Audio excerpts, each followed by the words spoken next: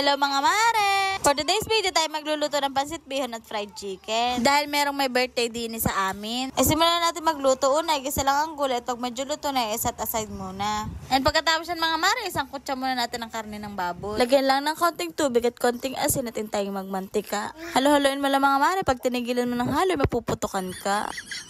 Aba na may walang ganon.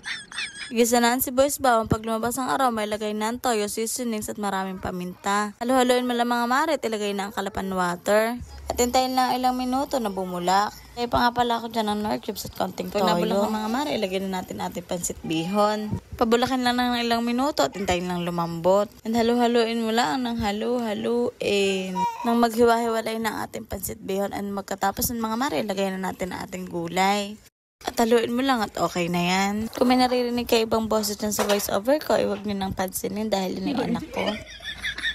Nagluto na nga pala kami dyan ng fried chicken para may kapares yung pansit. Hindi ko na nga palit na rin sa isa sa inyo mga mare dahil same lang naman kahapon na paggawa natin ng fried chicken. Ay siya, pag ginagawa mo dyan mga mare, kumuha ka na ng plato at sabayin mo na kami kumain. Kain po tayo. And happy birthday nga po pala sa my birthday. So yun lang naman mga mare. Kung nagustuhan mong aking mga cooking vlog, follow for more. Salamat!